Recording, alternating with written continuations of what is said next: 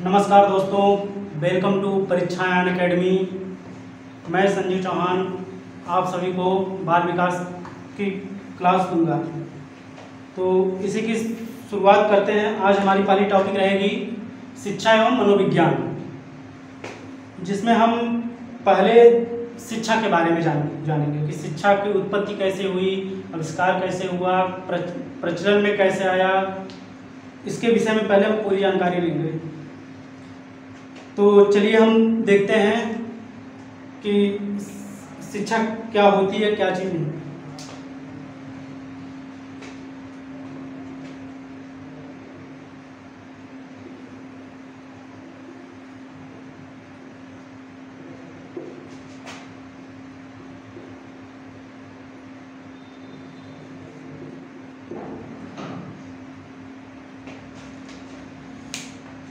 जैसा कि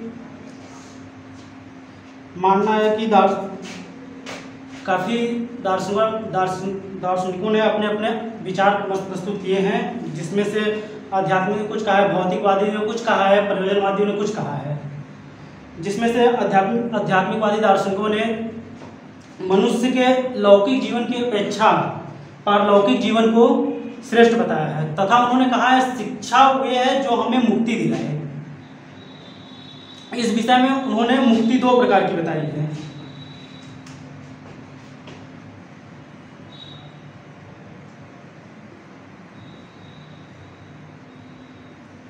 जिसमें से पहला है जीवन मुक्ति।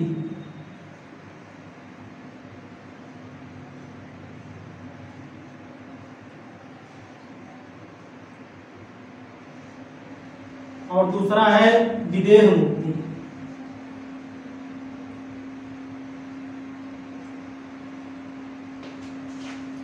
जीवन मुक्ति वे होती हैं जो इच्छा रहित मृत्यु के द्वारा होती हैं।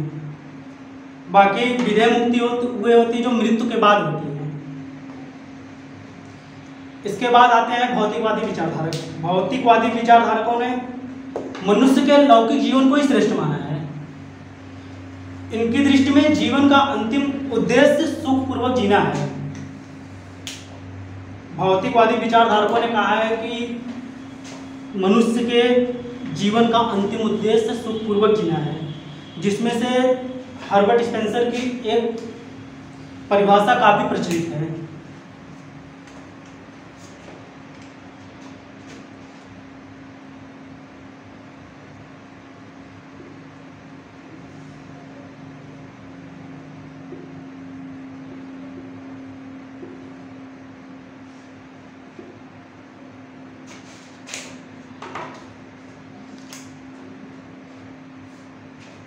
जिसमें उन्होंने कहा है शिक्षा का अर्थ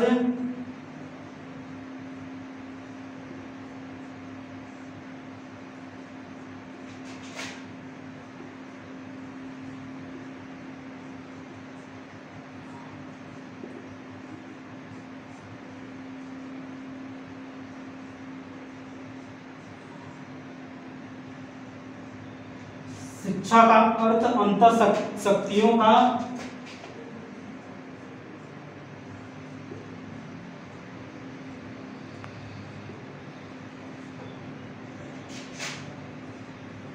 जीवन में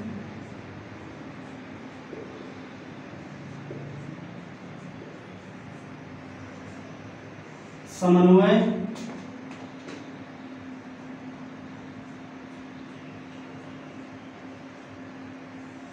स्थापित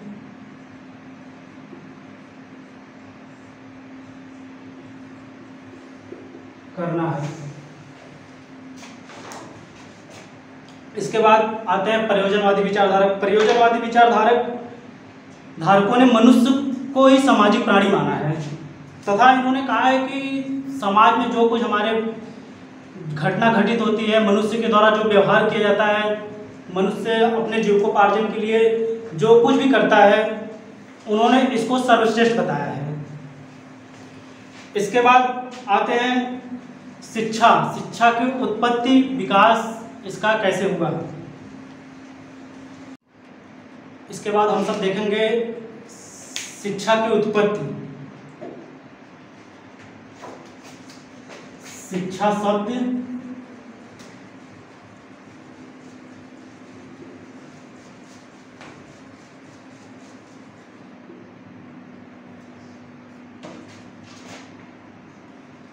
संस्कृत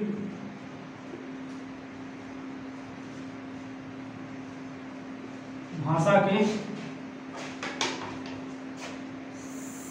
शिक्ष धातु में अप्रत्यय लगाने से हुई है, जिसका शाब्दिक अर्थ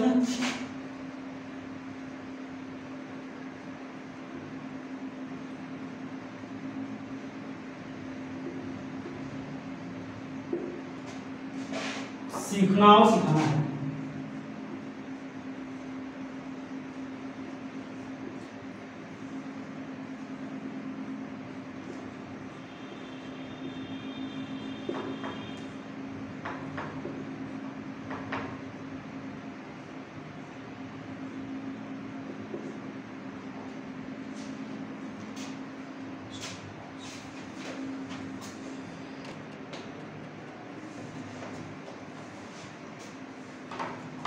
इसके बाद देखेंगे शिक्षा का अंग्रेजी स्वरूप।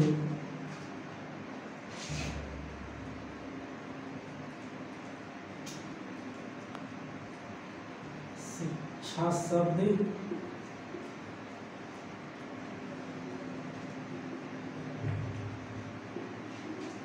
अंग्रेजी भाषा के एजुकेशन शब्द से बना है।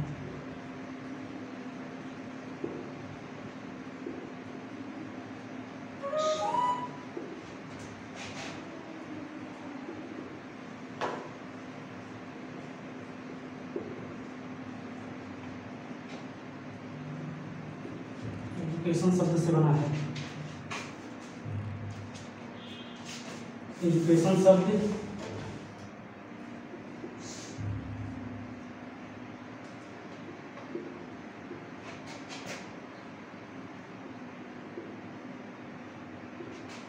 लैटिन भाषा के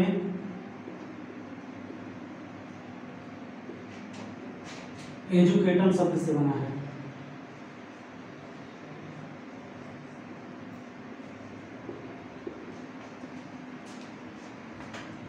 एजुकेटम शब्द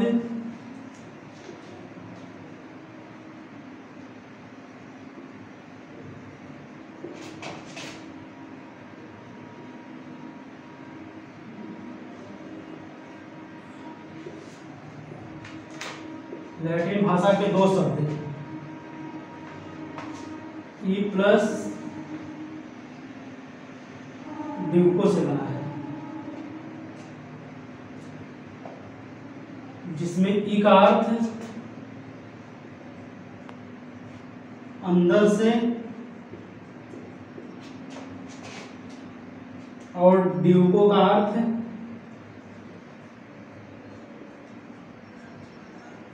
आगे बढ़ना, अर्थात शिक्षा का अर्थ अंदर से आगे बढ़ना है। अर्थात हम कह सकते हैं जन्मजात शक्तियों को बाहर अवगत करना ही शिक्षा है। इसी के विषय में आगे अनेक विचारों ने अपने मत बताए हैं, जिसमें से पर्यावरणीय लोगों ने विवेचना की। उसमें से जैसे कहा गया प्रत्येक बालक जन्म के समय कुछ जन्मजात शक्तियां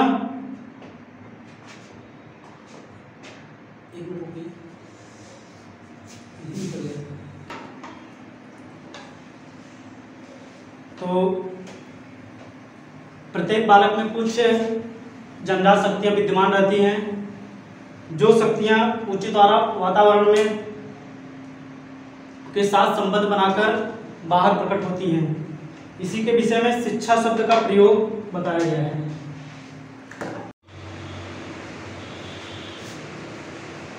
जैसा कि हमने आपको बताया कि शिक्षा शब्द का प्रयोग दो रूपों में होता है।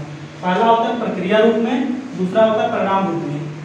प्रक्रिया रूप में होता है, इसमें शिक्षा चल रही होती है, जो कि इसमें स्कूलों में जो शिक्षा दी जाती है, आदि जगह जो शिक्षा दी जाती है, इसमें शिक्षा क्या होती है कि लगातार चलती रहती है और परिणाम रूप में होता है इसमें शिक्षा को विद्यार्थी द्वारा प्राप्त कर लिया जाता है।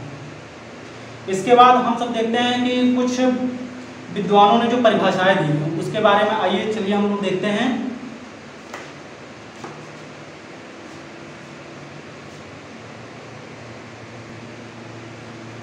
तो कुछ विद्वानों ने परिभाषाएं दी हैं, जिनमें पहली परिभाषा है शंकराचार्य जी की। इन्होंने कहा है कि शिक्षा वह है जो हमें मुक्ति दिलाए। इन्होंने कहा है कि शिक्षा वह है जो हमें मुक्ति दिलाए तथा जिसको कहा जाता है स विद्या विमुक्ते। तो आइए हम देखते हैं इनकी परिभाषा।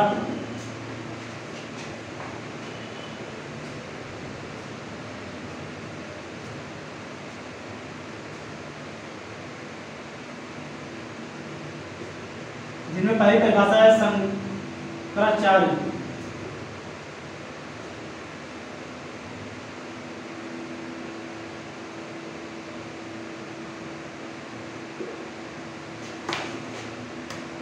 इसमें इन्होंने कहा है कि शिक्षा वह है जो हमें मुक्ति दिलाए।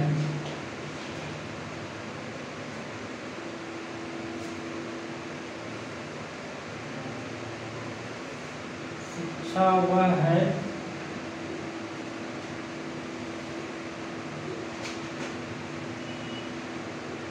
जो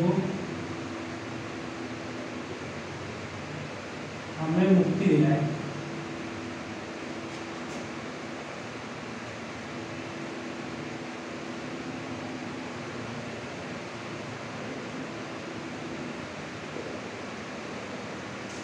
इसके बाद हम सब देखते हैं दूसरी परिभाषा है स्वामी विवेकानंद जी की, जिसमें उन्होंने कहा है मनुष्य के अंतर्निहित पूर्णता को अवगत करना ही शिक्षा है।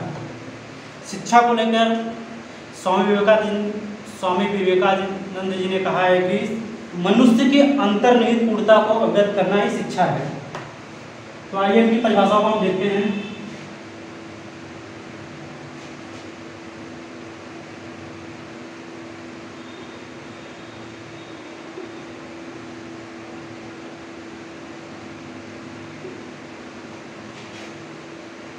मनुष्य की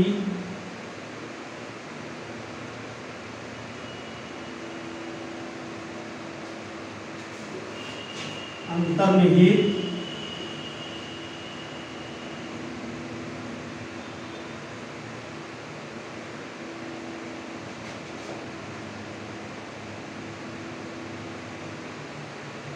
पूर्णता को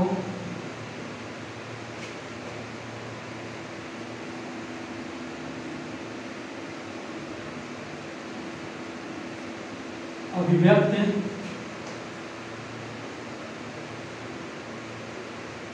करना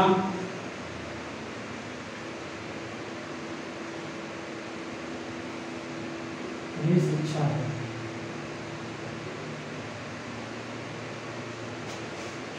स्वामी विवेकानंद ने कहा है कि मनुष्य की अंतर्निहित पूर्णता को अवगत करना ही शिक्षा है। इसके बाद हम देखते हैं अगली परिभाषा अरस्तु, जिसमें उन्होंने कहा है स्वस्थ मस्तिष्क में स्वस्थ शरीर में स्वस्थ मस्तिष्क का निर्माण करना ही शिक्षा है।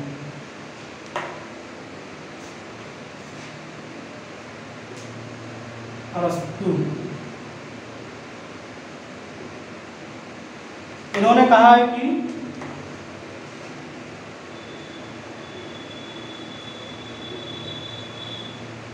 स्वस्थ शरीर में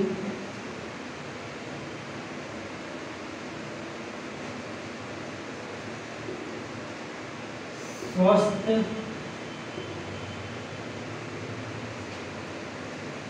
मस्तिष्क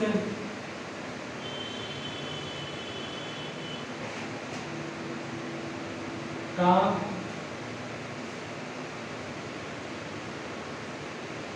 निर्माण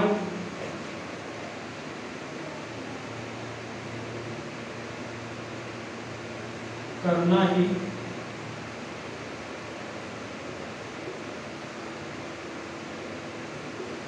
शिक्षा है। इसके बाद हम लोग देखते हैं अगली परिभाषा महात्मा गांधी जी से। महात्मा गांधी जी ने कहा है कि शिक्षा से मेरा अभिप्राय बालक या मनुष्य के, शिक्षा से मेरा अभिप्राय बालक या मनुष्य के शरीर, मस्तिष्क, मन या आत्मा के सर्वांगीण एवं सर्वोत्तम विकास से है। महात्मा गांधी जी ने कहा है कि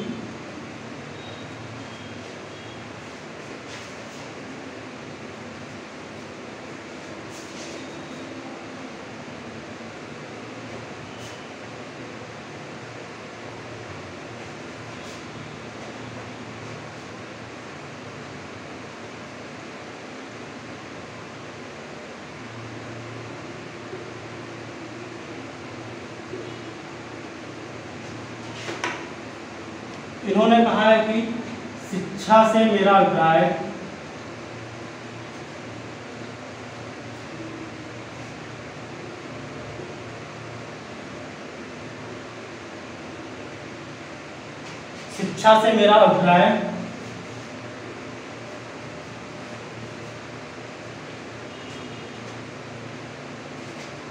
बालक या मनुष्य के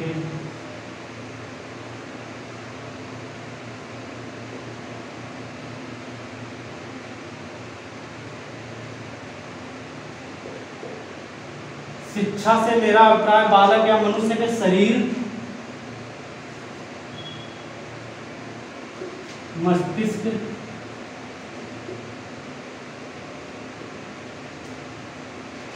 एवं आत्मा के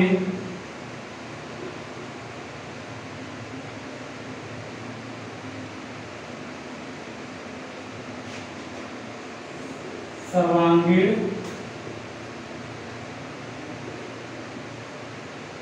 एवं सर्वोत्तम विकास से है।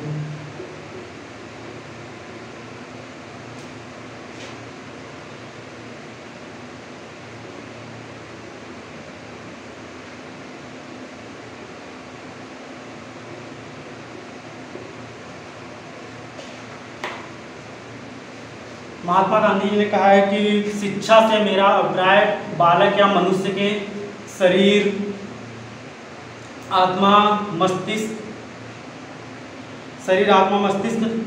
के सर्वांगीण एवं सर्वोत्तम विकास से है। तो आइए इसके बाद हम देखते हैं कि मनोविज्ञान क्या है, इसकी उत्पत्ति कैसे हुई, इसका विकास कैसे हुआ। तो मनोविज्ञान की शुरुआत सर्वप्रथम यूनान देश में 300 ईसा पूर्व से मानी जाती है। मनोविज्ञान शुरुआत में दर्शन शास्त्र का विषय था। इसके बाद हम लोग देखते हैं कि मनोविज्ञान की उत्पत्ति कैसे हुआ, इसका विकास कैसे हुआ। तो मनोविज्ञान की उत्पत्ति अंग्रेजी भाषा के साइकोलॉजी से हुई है तथा साइकोलॉजी शब्द की उत्पत्ति यूनानी दो शब्द साइकी प्लस लोगस से हुई है, जिसमें से साइकी का अर्थ होता है आत्मा तथा लोगस का अर्थ होता है अध्ययन। तो इसी प्रकार मनोविज्ञान साइकोलॉजी का अर्थ हुआ आत्मा का अध्ययन। तो मनोविज्ञान की शुरुआत के बारे में आइए हम आपको बताते हैं।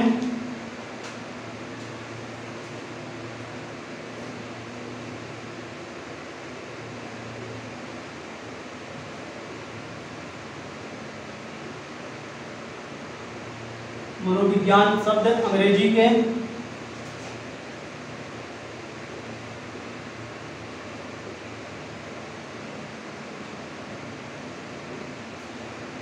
साइकोलॉजी शब्द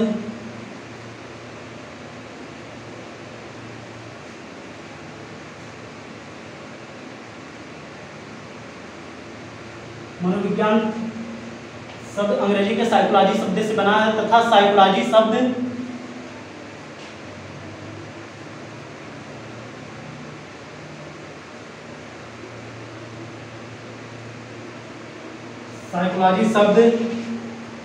यूनानी भाषा के दो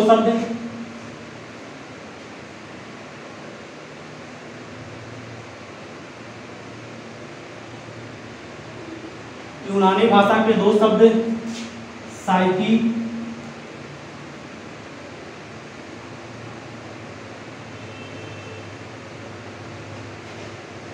प्लस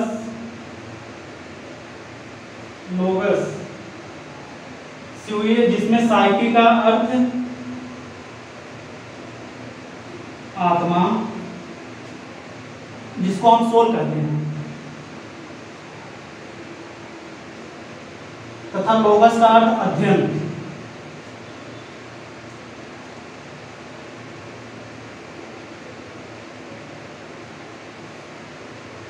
जिसे हम सब स्टडी करते हैं। तो इस प्रकार साइकोलॉजी शब्द का शाब्दिक अर्थ है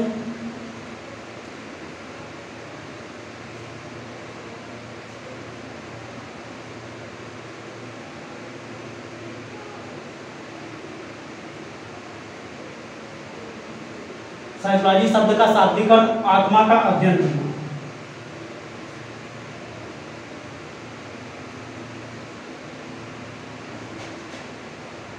आत्मा का अध्ययन करना है।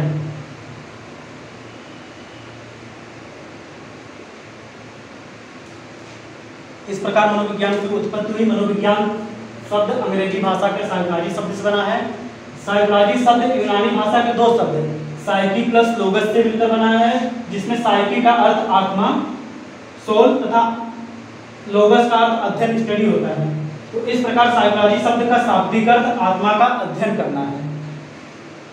तो इस प्रकार प्रारंभ में मनोविज्ञान दर्शन शास्त्र का अंग था, लेकिन दर्शन शास्त्र से अलग होने पर इसके अर्थ में काफी परिवर्तन हुए। बाद में मनोविज्ञान का विषय व्यवहार का विषय बना। इसके बाद देखते हैं मनोविज्ञान का जन्म। मनोविज्ञान का जन्म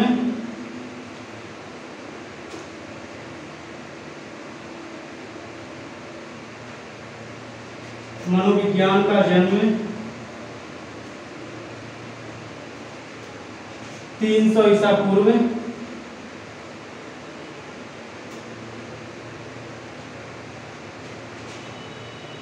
यूनान देश में हुआ।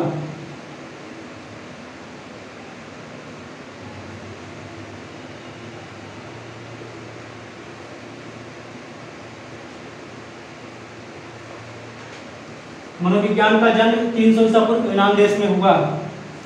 इसके बाद दर्शन शास्त्र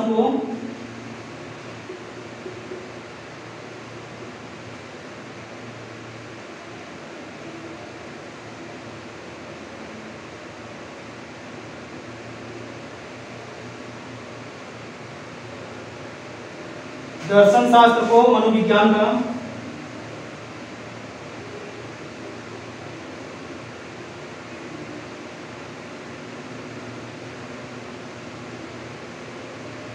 दर्शन शास्त्र को मनोविज्ञान का पिता कहते हैं।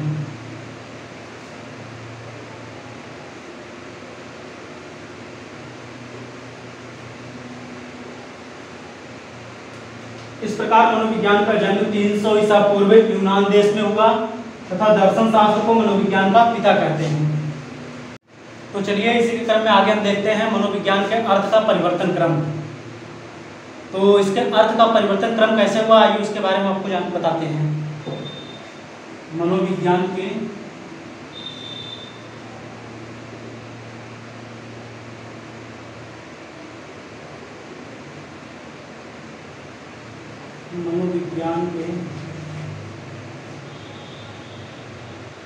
अर्थ का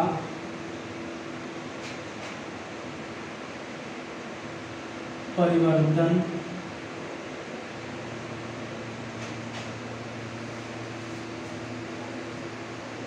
क्रम।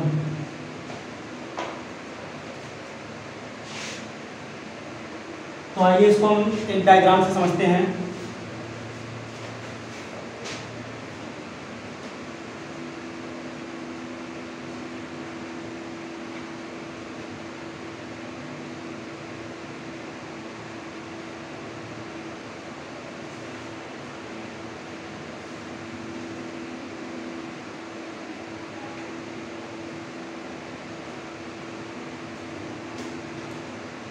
तो इसमें सबसे पहले हम देखते हैं कि किसने किस चीज़ का त्याग किया। उसमें मनोवैज्ञानिकों ने अपने तथ्य प्रस्तुत किए हैं, उन्होंने अनेकों प्रकार से इसके बारे में बताया है। तो सबसे पहले हम देखते हैं कि सबसे पहले किस चीज़ का त्याग किया गया। तो इसमें सबसे पहले शुरुआत हुई तो मनोविज्ञान में सबसे पहले चीज़ आई आत्मा।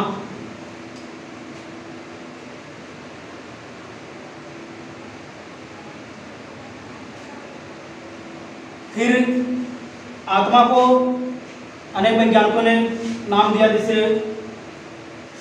प्लेटो,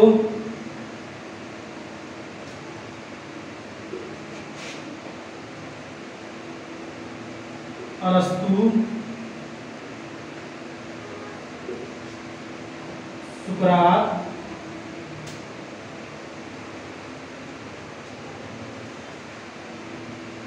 डेकार्टेस।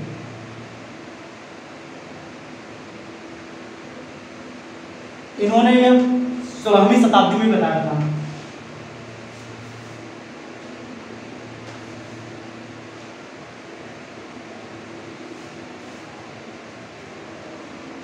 आत्मा का त्याग करने के बाद आता है मन।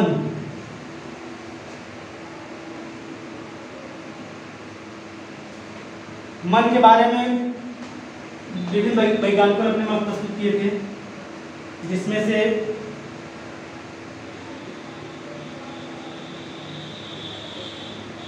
जॉन लॉक, पेम्पोलाजी,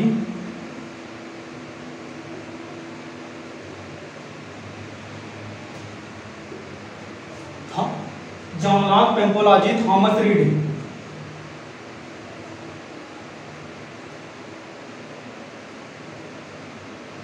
इन्होंने यह बताया था 17वीं शताब्दी में।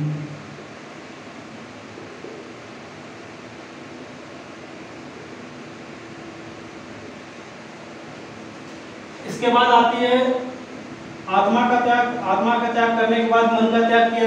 मन का त्याग करने के बाद चेतना का त्याग किया।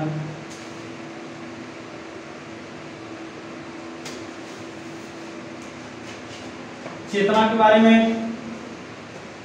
विलियम जेम्स,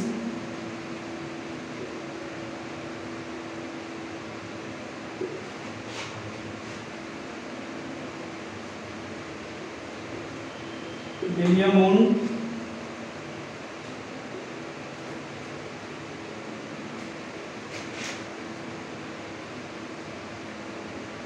जेम्स ली,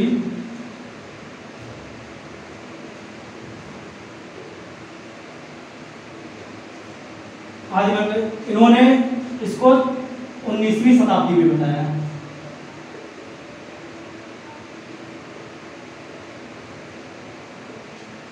इसके बाद मनोविज्ञान ने चेतना का त्याग करने के बाद व्यवहार को त्याग किया।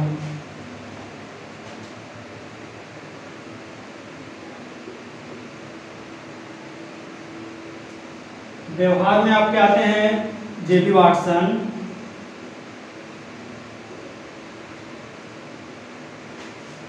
पावलोव, स्किनर,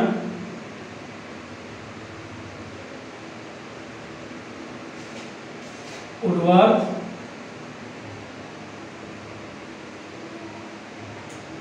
आदि। इन्होंने ये 20वीं शताब्दी में बताया।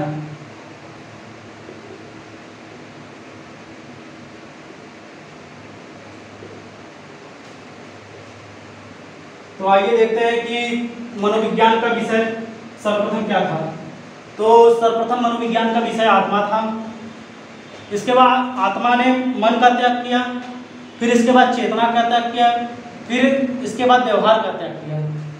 व्यवहार जो कि अभी मतलब मानव का व्यवहार जो कि आके यहाँ पे मतलब ये अपना रूप ले लिया, ये रूप ले लिया जो कि ये आज हर मानव के व्यवहार में ये घटित होता है। जो भी चीज़ होती है मतलब इसी के हिसाब से होता है। तो सर्वप्रथम आत्मा का त्याग किया गया, आत्मा के बाद मन का त्याग हुआ, मन के बाद चेतना का त्याग हुआ, चेतना के बाद व्यवहार का त्याग हुआ। तो इसमें आत्मा का त्याग किया, इसमें से प्लेटो, अरस्तु, सुकरात, डेकार्टेस, इन्होंने 16वीं शताब्दी में ये बात कही थी। इसके बाद मन की बात आती है, मन में जॉन लॉक, पेम्पोलाजी, थॉमस रीड 17वीं शताब्दी में इन्होंने ये बात कही थी। इसके बाद आती है चेतना की, विलियम जेम्स, विलियम वुंड और होते हैं जेम्स ली, इन्होंने ये बताया तो 19वीं शताब्दी में। लास्ट में आती है व्यवहार की, जो कि ये डिपेंड करता है मानव के व्यवहार पर। इसके बाद से व्यवहार की बात आती है, उसमें से जेबी वाटसन, वुडवर्थ, स्किनर, पावलोव, इन्होंने ये बात 20वीं शताब्दी में बताई थी। आइए इसकी एक आप लोगों को हम ट्रिक बता देते हैं, जिसके हिसाब से आप ये चारों को बहुत अच्छे से याद कर सकते हैं, सरल तरीके से आप याद कर सकते हैं।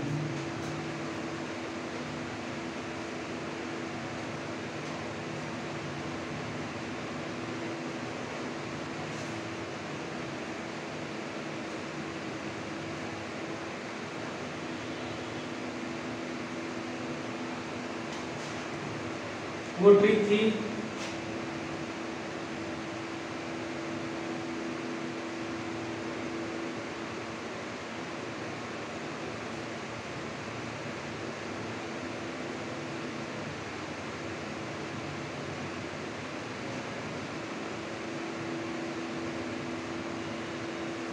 आत्मा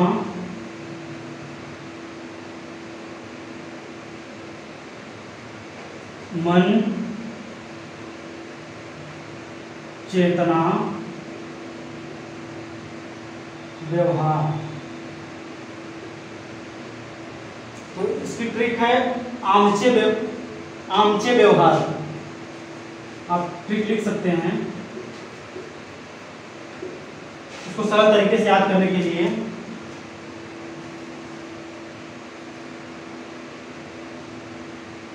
आमचे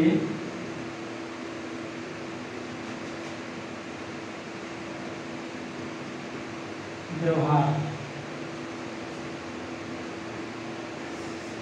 आ से हो गया आत्मा, म से हो गया मन, चे से हो गया चेतना और लास्ट में आता है व्यवहार। तो इसको आप सरल तरीके से याद कर सकते हैं, आत्मा मन चेतना व्यवहार आमचे व्यवहार।